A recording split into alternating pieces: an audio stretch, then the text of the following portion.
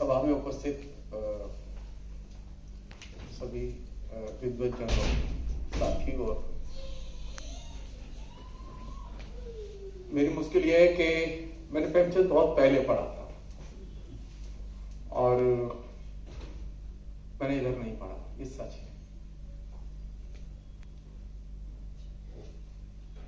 ऐसा नहीं कि मैंने उसे पूरा नहीं पढ़ा, मैंने पूरा पढ़ा। मेरे पहले भी दो लोगों ने अपनी बात रखी और बहुत ही अच्छे ढंग से बात रखी। या बहुत सारे लोग ऐसे हैं जिनकी दशा मेरी जैसी है, उन्होंने प्रेमचंद नहीं पढ़ा, कुछ पढ़ा है। कुछ लोग सहानुभूति में आए, कुछ लोग मित्रता के नाते हैं, कुछ लोग सांस्कृतिक अभिरुचि में आस्था रखते हैं इसलिए आए। किसके लिए प्रेमचंद? ये हिंदी जो पढ़ाते हैं हम लोग उनके लिए, विद्यार्थियों के लिए है, या ये जो साधारण लोग जो साहित्य नहीं पढ़ते उनके लिए? और इनके बीच में प्रेमचंद कैसे जाए, ये मेरी चिंता है।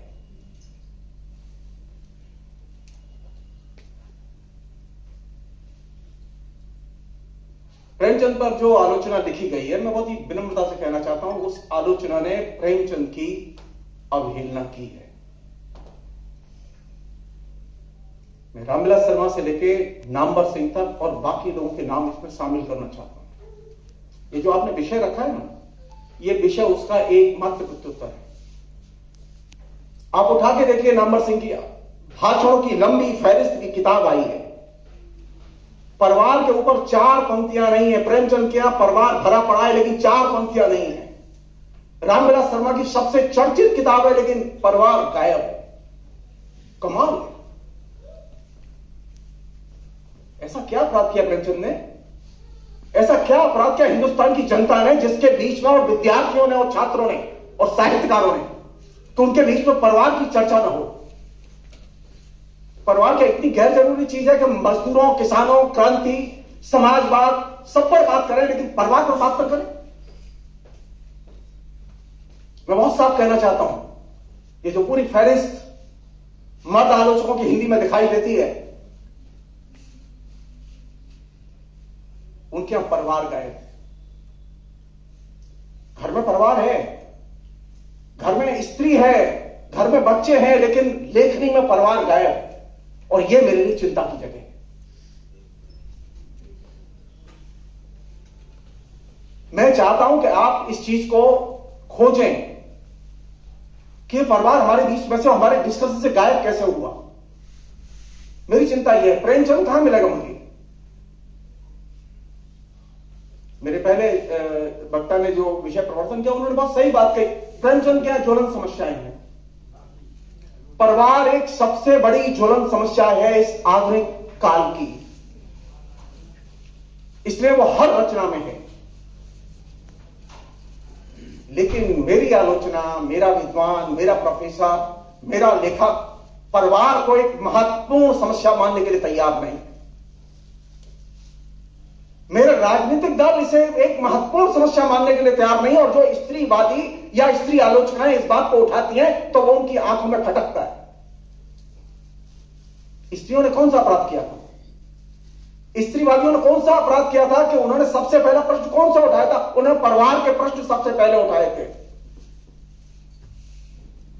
प्रेमचंद की कहानियां बहुत अच्छी लगती है सबको, 1, 2, 4 सब में पढ़ी है। क्या है उनकी कहानियों में? अंतर वस्तु महत्वपूर्ण है, विचारधारा महत्वपूर्ण है? जी नहीं।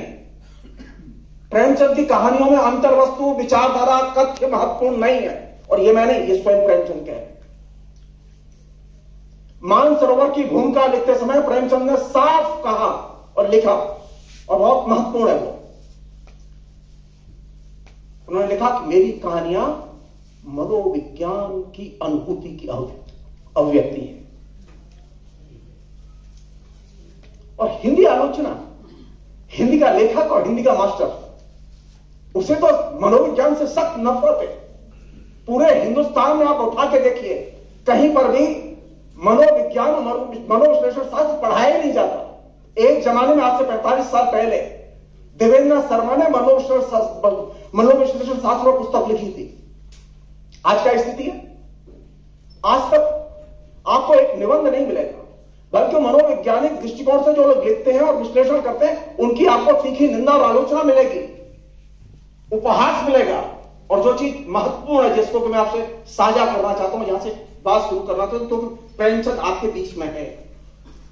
आपकी कौन सी चीज महत्वपूर्ण है? मैं डन साहब को बिल्कुल नहीं जानता। मैं यहां आए बहुत सारे लोगों को नहीं जानता, मैं इवन अनिल शुक्ला जी को ज्यादा नहीं जानता, लेकिन मेरे लिए कौन सी चीज है जो कि घंटे 2 घंटे के मिलन में मुझे स्पर्श करती है, आनंदित करती है, वह है उनकी अनुभूति। मैं जब उनके साथ मिलता हूं तो मुझे कौन सी फीलिंग मिलती है, किस बात की डिमांड कर रहे हैं स्त्री लेखिकाएं, किस बात की डिमांड कर रहे हैं दलित लेखक, कि हमारे लिए सबसे महत्वपूर्ण यह है कि हमारी अनुभूति, और इस चीज को सबसे पहले सेंटर में रख के कहानियां किसने लिखी? प्रेमचंद ने स्टेटमेंट देके लिखी। तो ये जो अनुभूति की परंपरा मुक्तिबोध कहते हैं, जो प्रगतिशील मार्क्सवादी मुक्तिबोध को बहुत मानते हैं और जानते हैं, वे कम से कम एक बात मान लें मुक्तिबोध की, जब ये नई कहानी का प्रसंग चल रहा था और नई कहानी पर बहुत विवाद हो रहा था और नई कविता का प्रसंग चल रहा था, मुक्तिबोध ने एक बात कही थी। उन्होंने कहा कि अनुभूति की प्रामाणिकता के नाम पर अनुभूति का फ्रॉड बहुत हो रहा है।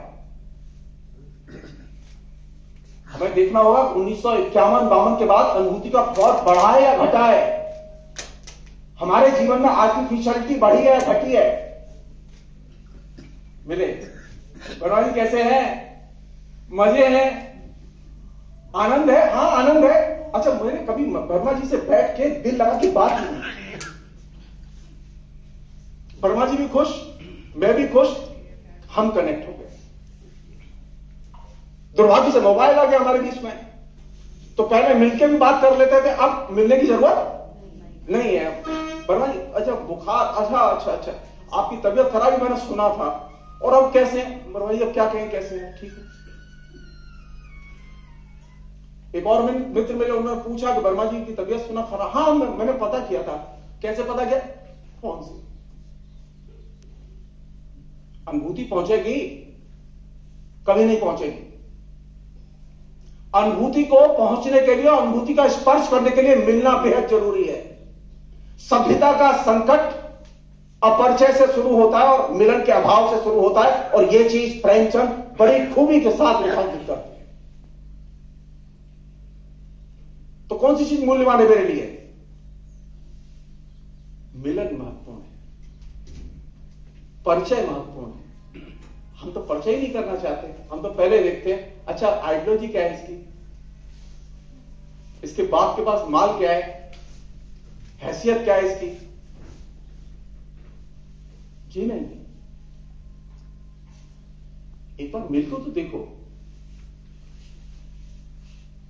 मनुष्य की अनुभूति अर्जित करने के लिए, मनुष्य की अनुभूति को महसूस करने के लिए मनुष्य से मिलना जरूरी है, उसका परिचय प्राप्त करना जरूरी है। और यही वजह है प्रेमचंद अन्य सभी लेखकों से ताकतवर लेखक दिखाई देते हैं, क्योंकि वे पात्रों को जो रचते हैं वो इसलिए नहीं कि बहुत अच्छे शिल्पकार थे, उनसे भी अच्छे शिल्पकार रहे हैं, लेकिन प्रेमचंद नहीं बन सके। उनसे अच्छी कहानियां लिखी है लोगों ने, लेकिन प्रेमचंद नहीं बन सके, क्योंकि ये जो परिचय का अभाव है जीवन के साथ। और एक अन्य चीज जो कि महत्वपूर्ण है, जो प्रेमचंद में है, जो अन्य हिंदी के लेखकों में तकरीबन गायब है, वो है जीवन के गहरी पकड़। प्रेमचंद जिस जीवन में रहते थे, उस जीवन के बारे में उनकी गहरी समझ थी। हम तो जिस जीवन में रहते हैं, मैं मथुरा में रहा हूं, बाद में कलकत्ता रहा, 27 साल, 10 साल दिल्ली विश्वविद्यालय जेएनयू में पढ़ता था, तब रहा। अगर आप मुझसे पूछें तो इतने पूरे दौर में, जब 23-24 साल मथुरा में रहा, 10 साल दिल्ली में रहा, 27 साल कलकत्ते में रहा, मैं तो इस शहर को भी नहीं जानता जहां मैं इतने वर्ष रहा, ठीक से नहीं जानता। मेरी उस शहर पर गहरी पकड़ ही नहीं। आप अपने बीच में झांक के देखिए, क्या हम आगरा को बारीकी से जानते हैं? अगर कोई मुझसे कहे कि आगरा के इंडस्ट्रियल क्राइसिस पर बताओ, तो क्या हम बता सकते हैं? नहीं हमें तो नहीं मालूम। या कि पर्यटन की समस्या पर बताओ तो कहते हमें नहीं मालूम। आपको ताजमहल अच्छा लगता है लेकिन पर्यटन की समस्याओं का ज्ञान नहीं है। ये जो जिस जीवन में हम रहते हैं उसके प्रति हमारा लगाव तब पैदा होगा जब आप उसको गहराई से जानेंगे। हम जीवन में तो रहते हैं, बहुत सारे लेखक रहते हैं, उनका एक सतही संबंध होता है। प्रेमचंद का अपने जीवन से सतही संबंध नहीं था और यही बड़ी चीज थी जो प्रेमचंद को ताकतवर बनाती है। अब एक अन्य पहलू की तरफ मैं आपको ले चलना चाहता हूं, बहुत ही इंटरेस्टिंग पहलू है। वो इंटरेस्टिंग पहलू यह है कि मेरे पहले दो वक्ताओं ने अपने अपने तरीके से बात दो संयुक्त परिवार वाली रखी। मैं उस पर ज्यादा एनर्जी नहीं खर्च करूंगा, लेकिन एक बहुत ही विनम्रता से छोटी सी बात कहना चाहता हूं। प्रेमचंद संयुक्त परिवार के प्रति घृणा पैदा करते हैं, प्रेम पैदा नहीं करते। आप उनकी कहानी उठाइए, उपन्यास उठाइए, आपको संयुक्त परिवार के प्रति वितृष्णा पैदा होगी। एक अच्छा लेखक वह है वो जो लिखी हुई चीज है ना वहां मत देखिए उसे। हमारी आदत क्या है, हम अंतर वस्तु देखते हैं। ये कथन है उसका, ये कथन है उसका, ये कथन है। जी नहीं, साहित्य की पकड़, व्यक्ति की पकड़ कहां मिलेगा? व्यक्ति स्टेटमेंट में मिलेगा या उसके एसेंस में मिलेगा, फीलिंग्स में मिलेगा। प्रेमचंद रचना लिखते समय जो अनुभूति पैदा करते हैं वो अनुभूति संयुक्त परिवार विरोधी अनुभूति है। वो संयुक्त परिवार के प्रति प्रेम पैदा करने वाली अनुभूति नहीं है। प्रेमचंद कोई भी स्टेटमेंट दें, और ये प्रेमचंद ने ये चीज सीखी किससे? ये प्रेमचंद ने सीखी भक्ति आंदोलन करने से। क्योंकि हम सब लोगों में तुलसी बहुत जनप्रिय है और तुलसी को सब लोग जानते भी हैं, रामायण को सब लोग जानते हैं, इसलिए मैं उसका उदाहरण ले रहा हूं।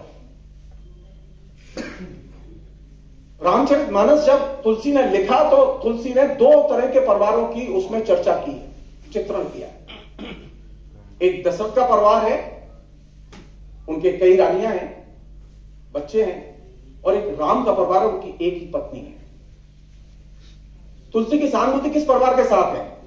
दशरथ के परिवार के साथ है या राम के परिवार के साथ है?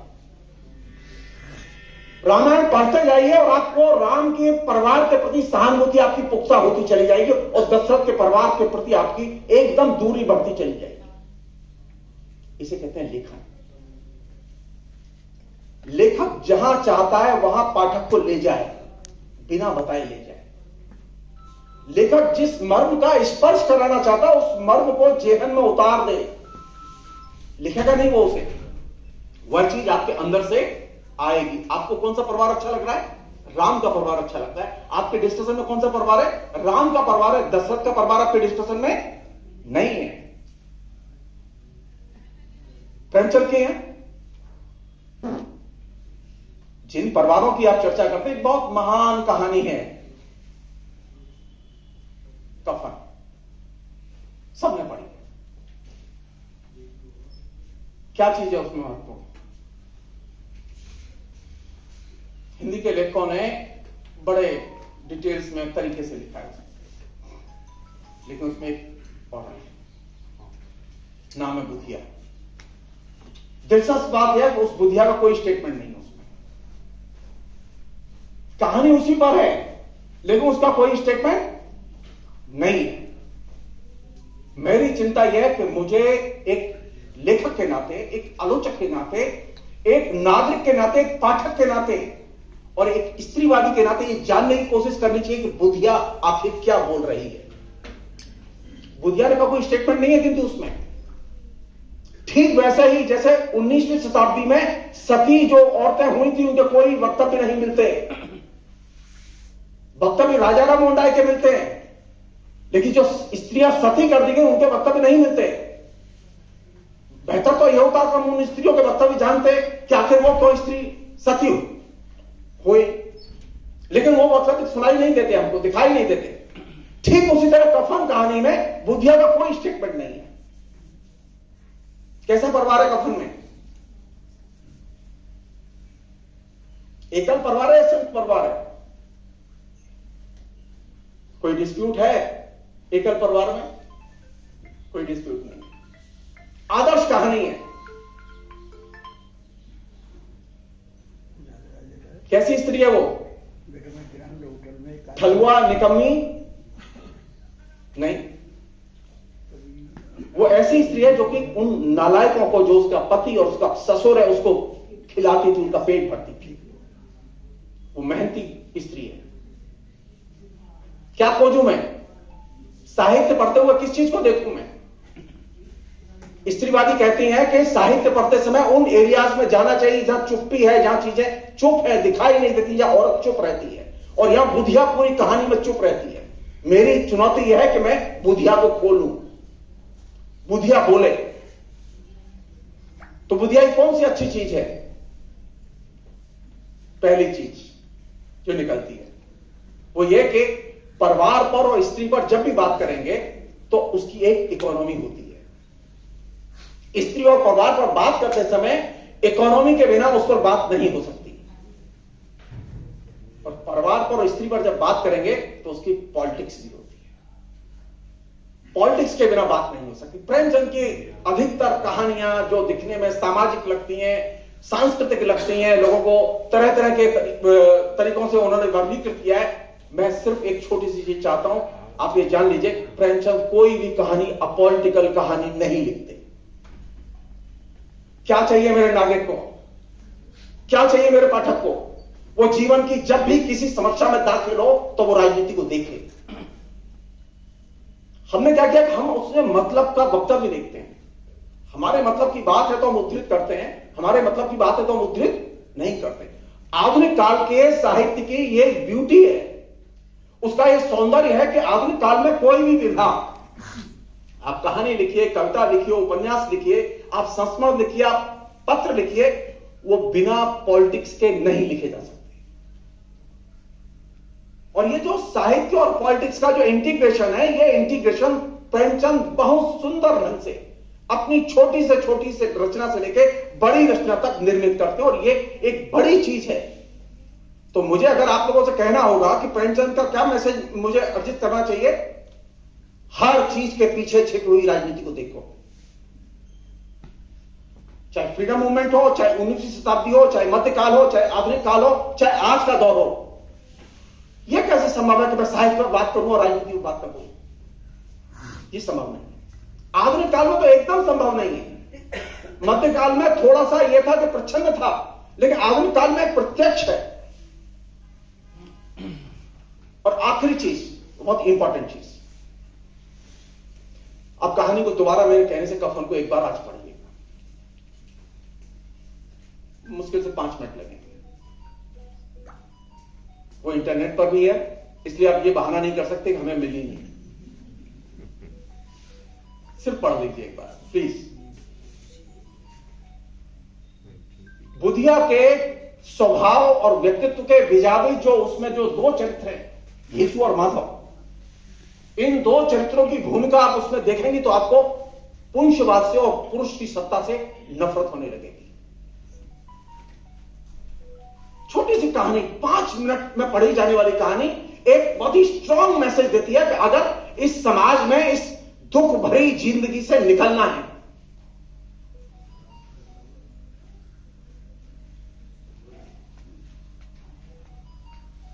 तो पुंस सत्ता को आप चुनौती दीजिए, उससे नफरत कीजिए। हमने क्या किया, प्रेमचंद को समाजवाद की कैटेगरी में डाल दिया, किसी ने गांधीवाद की कैटेगरी में डाल दिया, और प्रेमचंद को जहां वो है वहां आने ही नहीं दिया। कौन सी जगह प्रेमचंद की? प्रेमचंद की जगह वह नहीं है जहां के गांधी जाते हैं, प्रेमचंद की जगह वह भी नहीं जहां अंबेडकर जाते हैं, बल्कि मैं बहुत विनम्रता से कह रहा हूं कि प्रेमचंद उन दोनों का अतिक्रमण करते हैं। अब गांधी के सारे लेखन उपलब्ध है और अंबेडकर का भी सारा लेखन उपलब्ध है, और उस जमाने के सुभाष चंद्र बोस का भी लेखन उपलब्ध है, और उस जमाने के महान क्रांतिकारी भगत सिंह का लेखन भी उपलब्ध है। सबके दस्तावेज हैं। कौन सी चीज मिसिंग है? सामंती संबंधों के खिलाफ और सामंती व्यवस्था के खिलाफ जो एक अहर्निश क्रांति होनी चाहिए, संघर्ष होना चाहिए, वो एकदम मिसिंग है। सामंती व्यवस्था के जो ताने वाले और बेमेल संबंध हैं और मनुष्यता विरोधी संबंध है, उसको प्रेमचंद सारी रचनाओं में उद्घाटित करते हैं और यह करके वे अंबेडकर, गांधी, भगत सिंह सबका अतिक्रमण करते हैं। हमारे यहां सामंतवाद विरोधी तो क्रांति अभी एजेंडे में आई नहीं। हमारे यहां स्वाधीनता आंदोलन था, स्वाधीनता आंदोलन से मुक्ति का सपना था, सामंतवाद विरोधी क्रांति नहीं थी। हमारे यहां 1947 में देश आजाद हुआ, लेकिन सामंती संपत्ति के संबंध ज्यों के त्यों बने रहे, राजशाही खत्म हो गई, प्रीपर्स कालांतर में खत्म हो गया, लेकिन सामंतों की संपत्ति और उनका स्वामित्व खत्म नहीं हुआ। समस्या कहां है? प्रेमचंद प्रासंगिक है कि नहीं है? यह सवाल एक जमाने में अक्टूबर रेवोल्यूशन के पहले सोवियत संघ में पूछा गया था कि जब अक्टूबर रेवोल्यूशन हो जाएगा तो क्या टॉल्स्टॉय और गोर्की पढ़े जाएंगे रेवोल्यूशन के बाद? क्योंकि जो उनका कंटेम्परेरी समाज था उसकी समस्याओं का चित्रण गोर्की और टॉल्स्टॉय की रचनाओं में मिलता था। तो उस समय एक ही जवाब दिया गया, और जवाब दिया प्लेखानोव ने, जो कि जिस तरह हमारे यहां गांधी को महान दर्जा हासिल है, उसी तरह सोवियत संघ में उस जमाने में प्लेखानोव को मार्क्सवादी का दर्जा हासिल था। वो मार्क्सवाद का पिता कहलाता था। कार्ल मार्क्स और फ्रेडरिक एंगल्स के बाद में जिस व्यक्ति को सबसे ज्यादा दुनिया में महत्ता दी गई वह था जॉर्ज प्लेखानोव। और जॉर्ज प्लेखानोव ने कहा कि रेवोल्यूशन के बाद भी टॉल्स्टॉय और गोर्की प्रासंगिक रहेंगे और ज्यादा पढ़े जाएंगे। क्या देखा गया? अक्टूबर रेवोल्यूशन हुआ, सारे सामंती संबंध खत्म कर दिए गए, तमाम किस्म के वैषम्य को खत्म कर दिया गया, समाजवादी समाज बनाया गया, लेकिन गोर्की और टॉल्स्टॉय और भी ज्यादा पढ़े गए। और तो और सारी दुनिया की 156 भाषाओं का साहित्य वहां छपकर आया और बिका, और सिर्फ रशिया में ही नहीं, रशिया के बाहर बिका। हिंदुस्तान में समस्याएं खत्म हो जाएंगी तो उसके बाद में उन समस्याओं पर लिखा हुआ साहित्य भी खत्म हो जाएगा। तब तो बहुत अच्छी बात है कि कालिदास को तो पढ़ने की जरूरत ही नहीं होती। तो कालिदास जिस जमाने में लिख रहे थे वो जमाना तो बदल चुका है। जी नहीं, समस्याएं जितनी खत्म होंगी और हम जितने अच्छे मनुष्य बनेंगे, साहित्य के प्रति हमारी अभिरुचि और पुराने साहित्य के प्रति हमारा लगाव और उसकी पुनर्पाठ उसका और ज्यादा होगा। और अंत में वही कफन कहानी और उससे कह के मैं अपनी बात खत्म करूंगा। कफन कहानी में एक पेज है जिस पेज को कायदे से हम सब लोग को खोलना चाहिए और हिंदी आलोचकों को खोलना चाहिए कायदे से। मैं तो आलोचक हूं नहीं, जिन्होंने आलोचना के ठेके लिए हुए हैं, मैं चाहता हूं कि वो खोलें।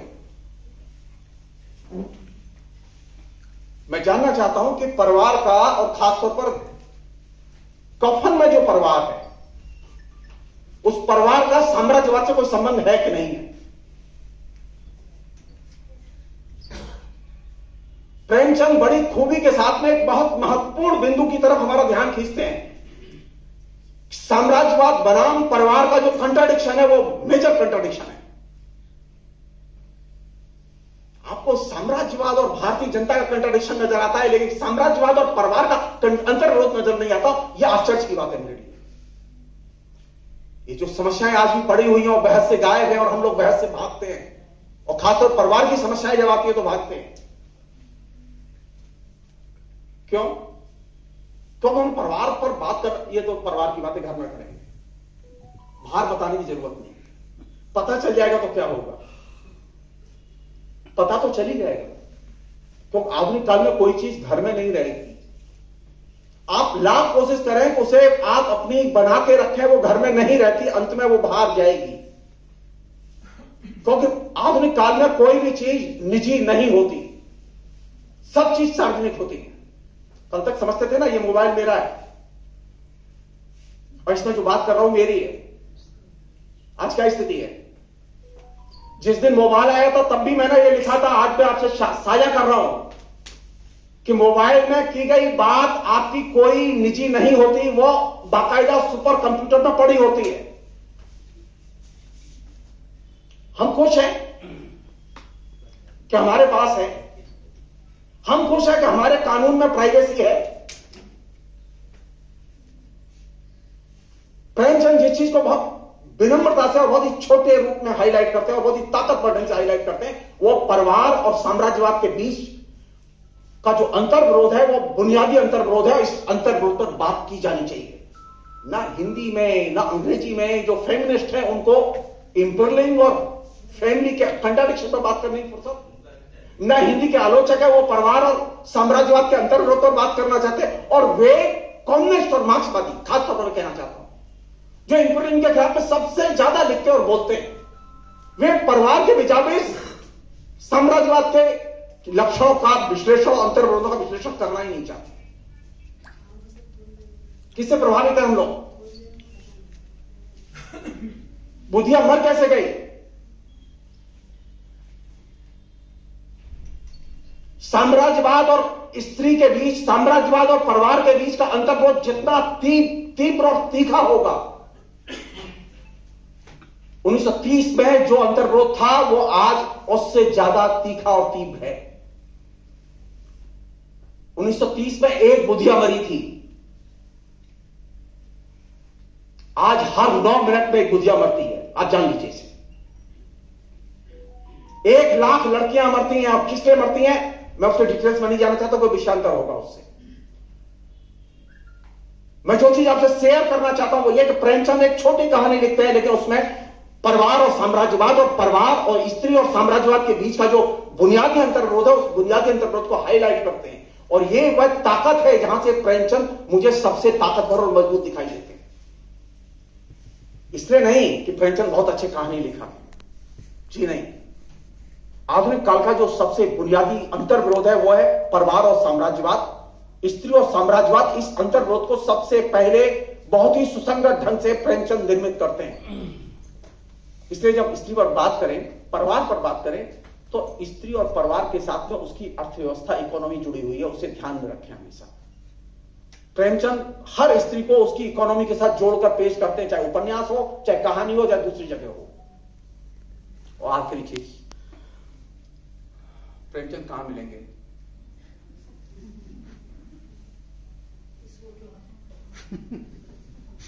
कुछ तो यही खत्म हो जाएगी। छोटी सी चीज है हर कहानी में। अगर गांठ बांध लें और यहां जो औरतें बैठी हैं उनसे सीख लें तो हम आदमी बन जाएंगे। प्रेमचंद की खूबी है छोटे छोटे संवाद। बड़ी से बड़ी बात नहीं, वन लाइनर। प्रेमचंद की स्त्रियां, प्रेमचंद के डायलॉग, प्रेमचंद के पुरुषों के डायलॉग, प्रेमचंद की कला किसमें है? छोटे छोटे संवाद। ये किससे सीखे प्रेमचंद ने? स्त्रियों से। छोटे संवाद बोलना, छोटी भाषा में, कम भाषा में बातें कहना, यह कला किसकी है? स्त्री की। प्रेमचंद स्त्री के ऋणी हैं। हिंदी की आधुनिक कहानी इसकी ऋणी है, स्त्री की। तो मुझे अगर कुछ सीखना है तो सिर्फ एक चीज सीख लें। छोटी, बहुत बड़ी बड़ी बातें कर रहा हूं, छोटी छोटी भाषा में छोटे छोटे संवाद, और सिर्फ एक चीज, आत्मीयता। प्रेमचंद बड़ी आत्मीयता के साथ हर बात को रचते हैं। हम तो आत्मीयता के साथ दोस्ती भी नहीं बनाते, और ये बड़ी ट्रेजिक जगह। इससे मुझे निकलना चाहिए। मुझे आत्मीयता चाहिए। कहां मिलेगी? साहित्य तो देता ही है, लेकिन साहित्य से मैं लौटूं जीवन की ओर। प्रेमचंद की खूबी है कि वो जीवन से साहित्य और साहित्य से जीवन की ओर लौटते हैं। ये डायलेक्टिकल रिलेशन बनाते हैं। हमारी मुश्किल यह है कि हम किताब पढ़ते हैं, किताब से किताब की ओर भागते हैं। आज एक किताब पढ़ी, कल दूसरी किताब पढ़ी, परसों तीसरी किताब पढ़ी, और चौथे दिन जो है प्रोग्राम हुआ तो हमने बहुत अच्छा भाषण दिया। मैं बहुत उदाहरण लिख के लाया था, लेकिन मेरी हिम्मत ही नहीं पड़ी पढ़ने की। देखी क्यों? क्योंकि जो आत्मीय संवाद में जो संभव है वो बड़े बड़े उद्धरणों और लंबी चौड़ी बातों में संभव नहीं है।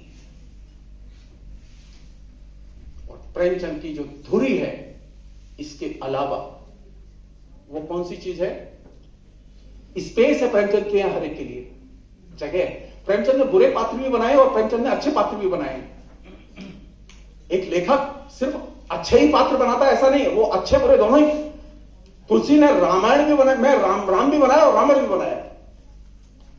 लोग कहें कि नहीं अच्छे पात्र तो भाई हम ठीक है उसके उदाहरण जरूरी है, बुरे पात्र को उदाहरण जरूरी नहीं, ये नहीं, दोनों ही पात्र एक लेखक के हैं। सवाल यह है इसमें एसेंस कौन सी चीज है, मर्म की कौन सी चीज है। इस समाज में सभी तरह के लोग हैं, मुझे सभी तरह के लोगों से संबंध अच्छे बनाने चाहिए। मेरे अंदर किसी भी किस्म के पूर्वाग्रह नहीं होने चाहिए। ये गांधीवादी है, ये सोशलिस्ट है, ये कांग्रेसी है, कम्युनिस्ट है, ये बीजेपी का, ये आरएसएस का, जी नहीं, किसी का भी हो, मेरे पास सबके लिए जगह। प्रेमचंद की रचनाओं में सभी पात्र मिलेंगे और सभी विचारधारा के पात्र मिलेंगे, और ये चीज मेरे जीवन से गायब होती जा रही है और मुझे देख के तकलीफ होती है। मुझे प्रेमचंद चाहिए, लेकिन वह जीवन में मिलेगा, किताब में नहीं। बहुत बहुत शुक्रिया, थैंक यू।